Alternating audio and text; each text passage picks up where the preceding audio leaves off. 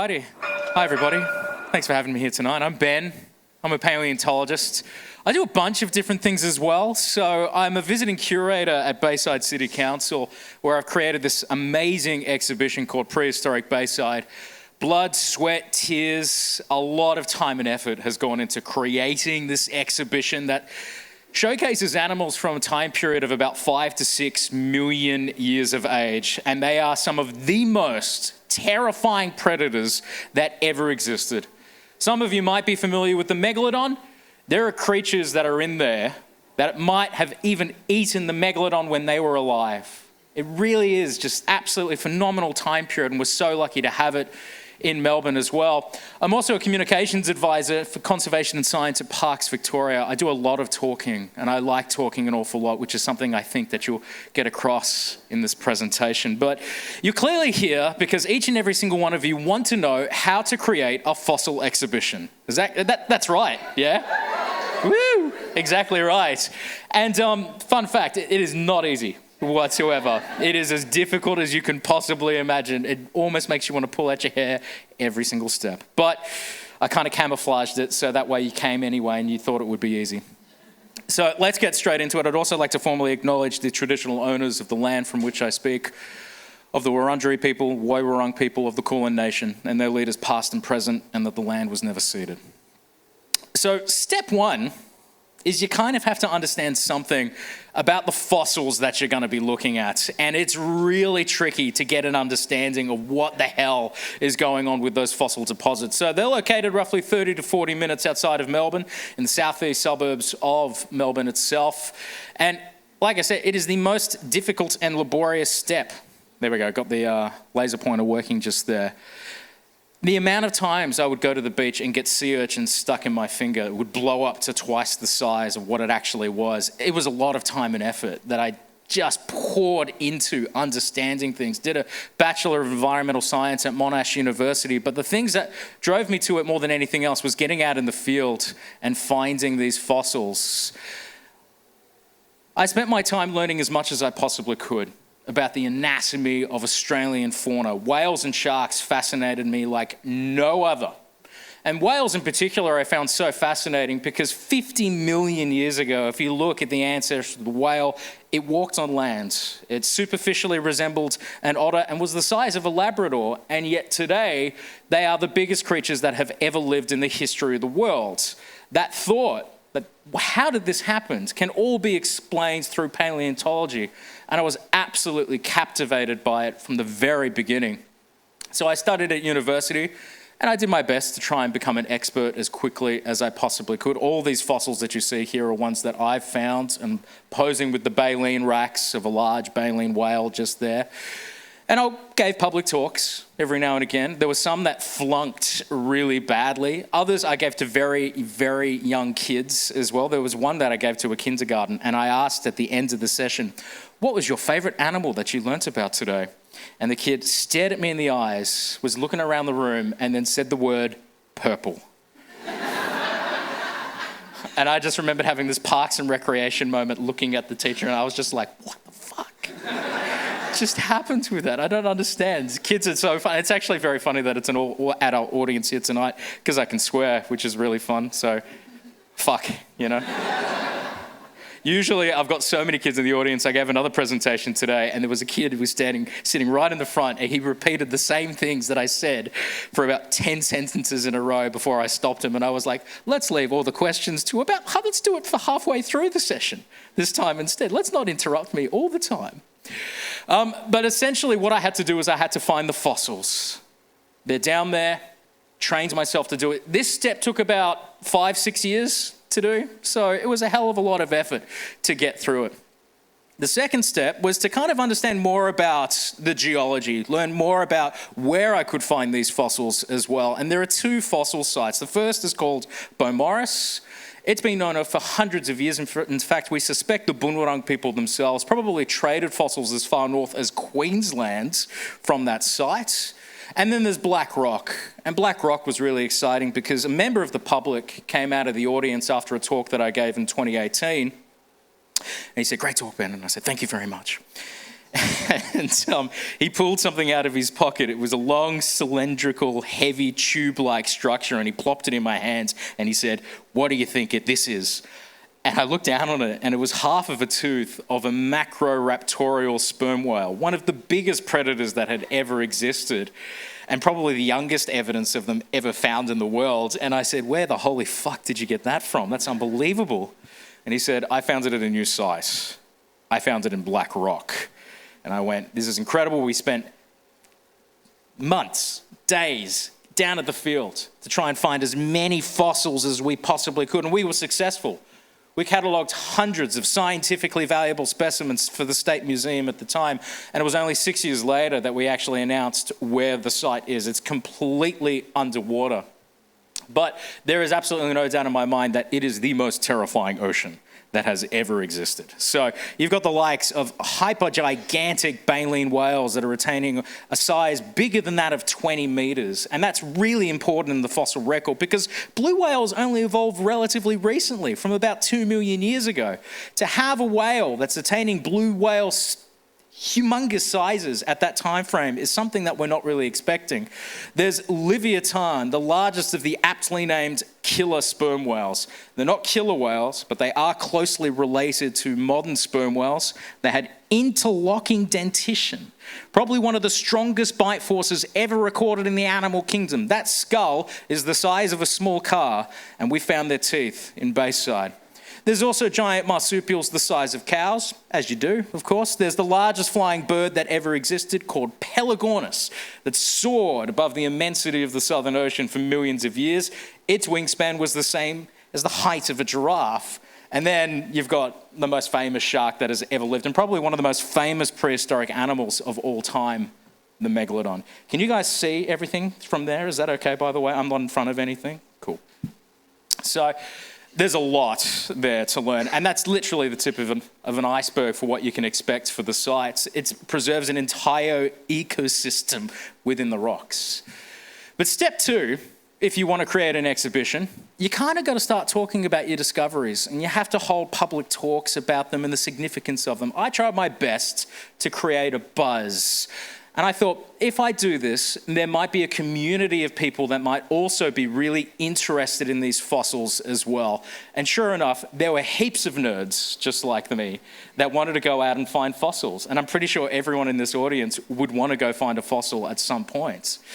But Elliot Vader, for example, I've been talking to them for a number of years, and they've been making these remarkable discoveries and donating them to the State Museum as well. So focusing on citizen science was a really important aspect to the kind of work that I did, because these fossils were eroding out of the bedrock on a weekly basis. Just last Sunday, I got a call from Elliot and their mum, Barb, about a giant portion of baleen whale that they found at the beach that's 5 million years old that they had in the back of their car and they didn't know what to do with.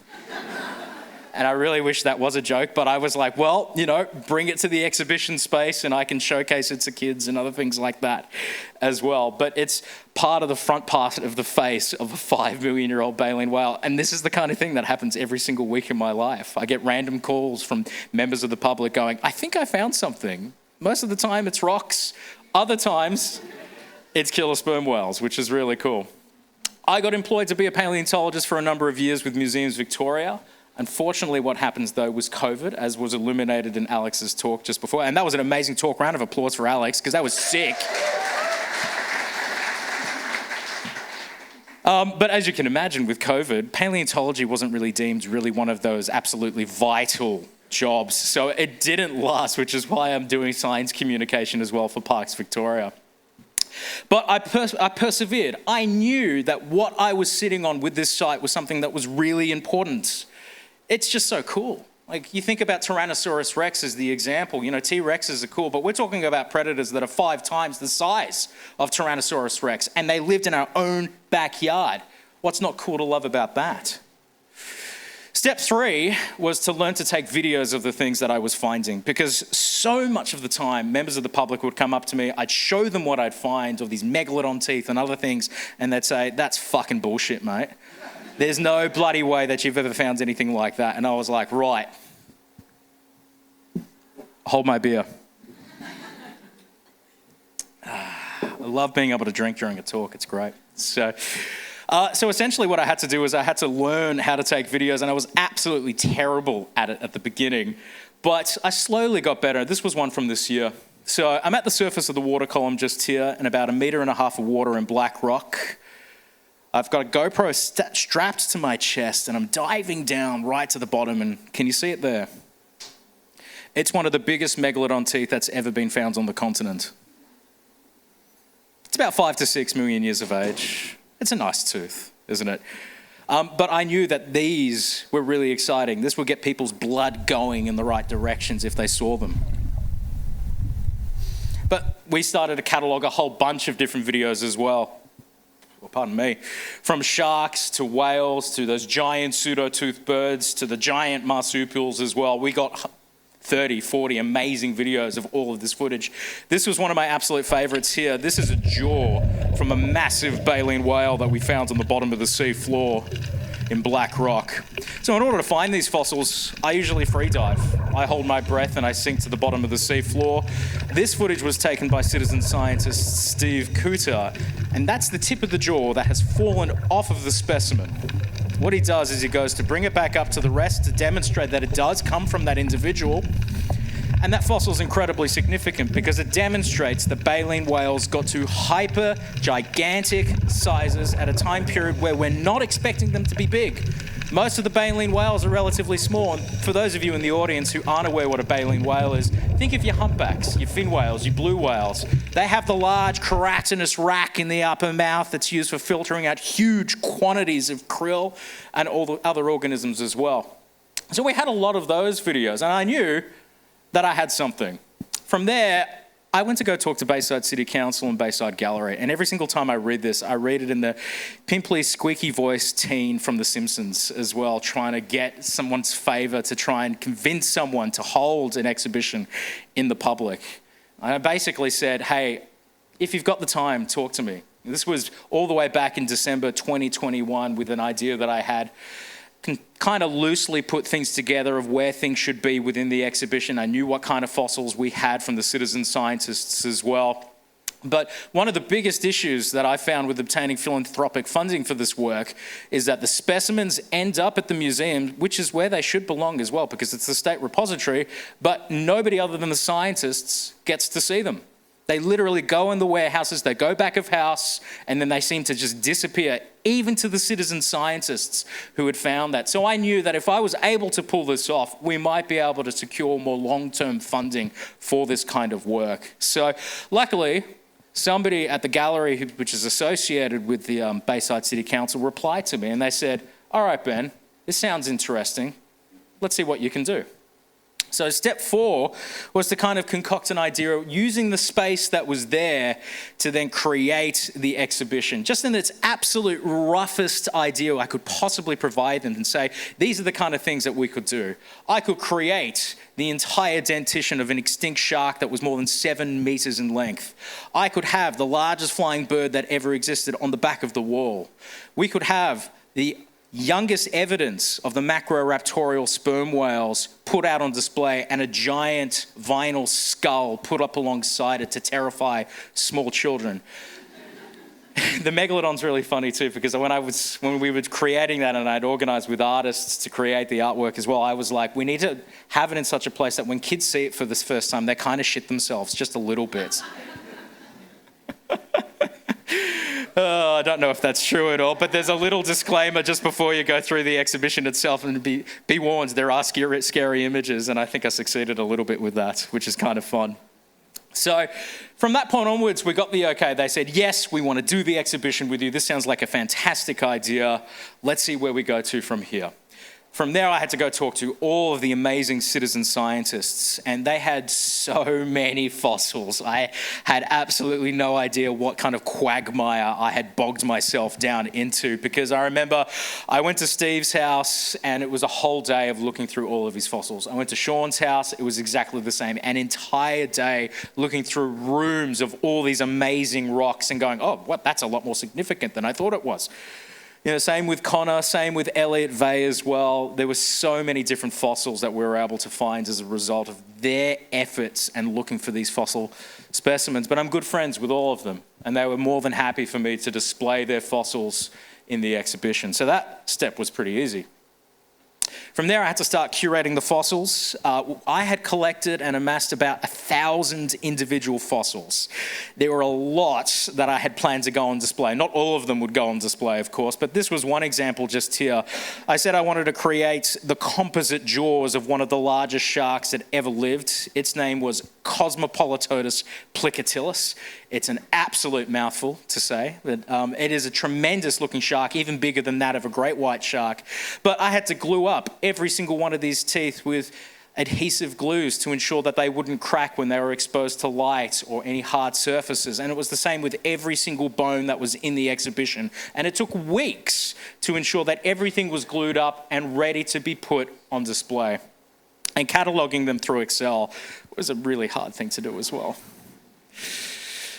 From there, I started liaising with artists as well. And there were two people that I knew of as well. One was Zev Landis, a cartoonist that's based down in Phillip Islands, and Ruri Duncan, who's a PhD student at Monash University, also studying whales. They draw an awful lot. And I thought what would be really great is if they could combine their techniques together to create more realistic artwork. And they were friends before we started as well. And they said, yeah, let's do this. Let's see how this turns out. They'd never done it before, but they both knew that they would learn a really unique set of skills from each other through the process as well. So I commissioned them to make a whole bunch of artwork, and the steps through it were really hard to try and figure out the poses of some of these animals. We started with an idea that we wanted to hang a bird from the ceiling for the giant pseudo-toothed bird, and we just basically went with that. From that, we then looked at the available space that was there, but then we had to choose the pose. And if you've ever looked at an albatross mid-flight, most of the time they've got their feet tucked up, and it just kind of looks ridiculous, like somebody's actually chopped off their feet. So we had to find a pose and where their feet were outstretched, where they had their wings, their head was tilted to the side, and then finally I came across this beautiful pose, and I knew exactly the one it needed to be. We also had to choose a color scheme as well. And there was a lot of science that went behind the way in which the body was posed, the different colors that we used. For example, we used black outlines to the wing because we know that in some albatrosses, they use black melanosomes within their feathers to stiffen out the exterior of their wing length. So that was some of the science that went behind it. But there was a lot of effort for every single individual piece of art to get it done. Step 8, and this was probably a really unnecessary one by any standard, was to create a megalodon documentary. And this was a huge undertaking, way bigger than I could have possibly imagined. I was absolutely exhausted at the end of the filming, but I gave a talk very similar to the one that I'm giving today about the fossils of Bo Morris, and a member of the public, Kaz Zerl, came out of it and he said, Ben, I want to make a documentary of you. I want to pull all stops out. I'll do anything I can to help you. And when he had said that, at the time I didn't really have any place to kind of put the documentary. But when things started falling into place with the exhibition, I went, actually, it would be really great if we had this fantastic documentary about what the megalodon was, how it died out, how it became the biggest predator the world had ever seen, and everything else in between. So we sat down, we started writing a script. It was absolutely exhausting. We had quite a few frothies as well trying to write the script. We laughed at ourselves. We wrote some things down. We realized they were really bad jokes, deleted them later on as well. And eventually, it kind of turns out like this. We spent 3 days out in the field in order to do the shoots all across Bayside, at iconic Bayside locations. So if anyone saw it within the gallery, they knew that it was from Bayside City Council. Don't tell anyone, but here, in the heart of Bayside, is a secret museum of fossils. The ocean was a radically different place 5.5 million years ago. And one of the undisputed tyrants of these ancient oceans was the megalodon. The megalodon had over 240 teeth in its mouth, and all were serrated like a steak knife. The megalodon could have been more than 16 meters in length and weighed more than 50 metric tons. The sight of a megalodon would have sent a wave of fear through the ocean. Yes, it was a bit ridiculous, wasn't it? It was very fun. Thank you. So yeah, that's currently showing as well. So the next step, though, was to then finalize all the artwork as much as we possibly could. And like I said, the step that we took with the pelagonithid, this bird that you see here, was the same step that we took with every single piece of artwork that was in there. It was exhaustive. From there, we did a few photo shoots. There was one photo where I literally ended up looking like Gollum coming out of the water. And I was like, for the love of God, please delete that. And they did, and I'm never gonna show anyone what that actually, the palest white you've ever seen. But it doesn't sound like it's a very laborious thing to do, but it took half a day of me wearing a wetsuit and just going around frolicking in the waters, you know? And the same with this very serious pose that you can see here as well. But they turned out all right, which was very nice. From there, we had to start figuring out where every single one of the fossils would fit in the display. That was a hugely laborious task because you needed to kind of think of the feng shui. We had too many fossils in some of them. We had to literally pull back so many because it just didn't look good within the actual display itself. You can see the end Cosmopolitotus display here that's up on the wall. It's really specky. I was really happy with the way that turns out. From there, we needed to start creating signage, and we needed to create a whole bunch of different signage, family-friendly signage, so if a year sixer were to go up to it and ask questions from it, they would understand the content that was in it. And fun fact, I am very scientifically minded. I was using words like pachyosteosclerotic to describe some of the animals right at the beginning, which means that they're fat-boned, basically. And the curators were like, the kids will not understand that at all. And understandably, that was the case. But we made a whole bunch of them. I wanted to have the silhouettes next to them as well so that people would get an idea of their tremendous size. And then we made some other forms of signage that was better for the adults as well. From there, we created more videos, because why not? You can create as many as you want. Pelagornis was one of the largest flying birds that ever existed, and they would have been spectacular. These wing bones are some of the only evidence we have of them from Australia. Currently, the wandering albatross has the largest wingspan of any bird at 3.5 meters across, but it would have been dwarfed by Pelagornis. Its wingspan was 6 meters across, the same as the height of a giraffe. Their fossils have been found around the world, even in Antarctica. Anyway, I think you kind of get the idea of that anyway. I just keep on going on and on. But I wanted to create other videos that explained each of the individual fossils that were within the separate displays of each other, and the artwork as well. And the other things that they would also talk about were the ethics of collection, because we knew that people were doing the wrong thing going down to Beaumaris and Black Rock. Some people were using hammers and chisels to dig out the fossils, but I put it on myself to say there is a right way and a wrong way. And the right way is just to collect the loose things from the top of the top of the sands itself. From there, we also had to create a bunch of promotional material bookmarks. I've got some here tonight if anyone would like some as well, so come and find me. But even creating the logo was really hard, and we went through a whole bunch of choices. At one stage, we started focusing on the Jurassic Park fonts, and we very quickly started to stray away from that because we wanted it to be its own entity. So this is what we ended up with just here. But you can see we created a whole bunch of stickers as well. 16 was starting promoting the exhibition as well. Got a bunch of inquiries for a number of magazines that wanted to interview me as well. My favorite one was The Last Thing You Watched. Frasier, season 5, episode 13, the one where Niles almost sleeps with his marriage counselor. It was one of the questions they asked, and I was like, well, I love Frasier, it's amazing, you know? So, where is your favorite weekend getaway? Italy, as it takes the weekend to get away. So. Oh, shit. There you go. So,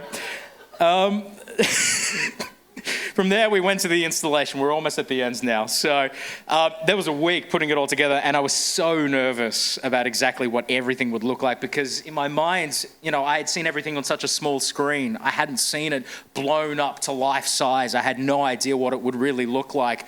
But as soon as they went up, I was so incredibly relieved. I went, oh, this is exactly what I thought it would look like. Thank goodness I can finally kind of fall asleep tonight with that knowledge as well.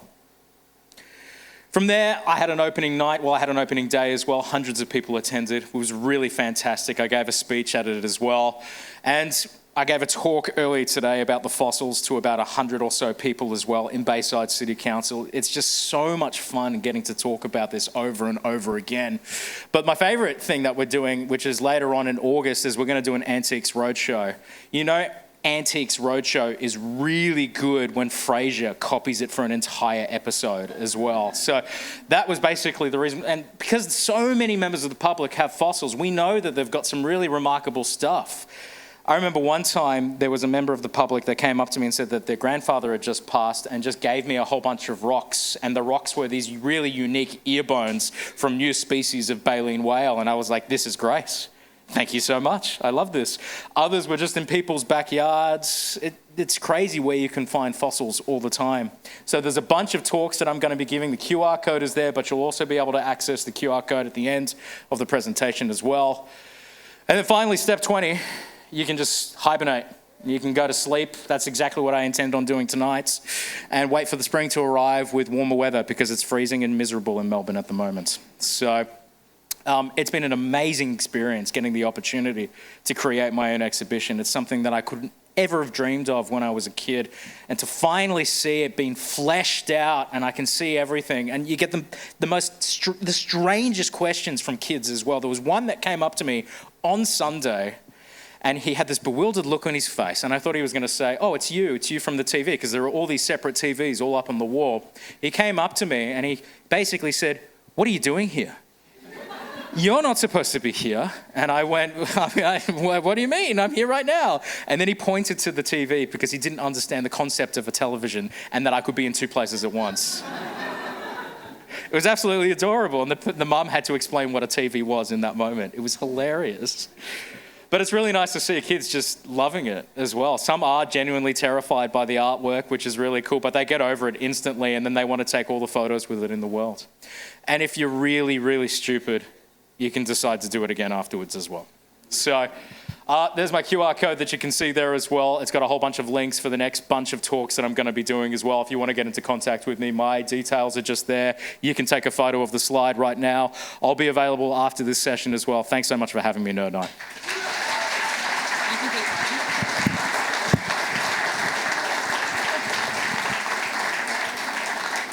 What a great talk. Thanks, Ben. Grazie. And you did go over. You did promise you probably go over. I said that right at the beginning. I was like, I'm definitely going to go over.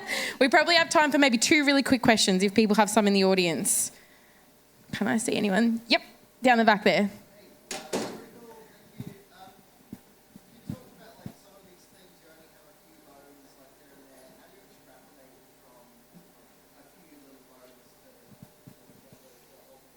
Yeah. So if you've only got a few bones, how do you kind of construct a whole thing? It's a great question. Some animals will never have all the bones for either. Like you take the megalodon, if we go a little bit further back all the way, the megalodon is primarily made out of cartilage like all modern sharks are. So being able to interpret what the size of the shark would have been, how blunt the snout would have had to have been, the size of the dorsal fin, all of these different constructs, we have to look at modern sharks in order to kind of fill out the pictures to try and make sense of it. But even with modern sharks, they're very disparate to what we know of the megalodon today. So great white sharks, which are at one point in the 90s were considered to be the next phase of the evolution of the megalodon, are separated by in excess of more than 100 million years of evolution. They come from a mako-like ancestry. So all we can really do in this sense, when we have very little fossil material, we have to compare it to all the fossil specimens worldwide. But in the case of the megalodon, it's just a massive guess. We really just have to say, we don't know how big this animal got to. And that's why there's so many big arguments online about how big the megalodon got. If you go into that Reddit hole and you try and figure it out, it's just the worst thing you've ever come across as well, because you'll have some people that are so adamant that it only got to 12 meters in length, and then there's another group of people that think it got to 22 meters in length, but they're not using any skeletons to kind of define this data. They're just using teeth, and that's it.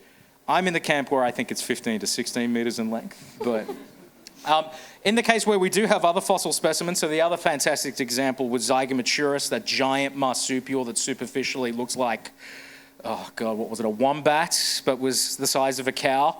A number of their specimens have been found all across Australia and even Tasmania as well. So we can look at the specimens that we've found in Bayside, compare it to those ones, look at the more complete skeletons, some of which are almost complete, and they make a very good assessment of their size and their robustness. So great question. So like all good science, you just guess what the answer will be. Can we have one last question? Maybe over there.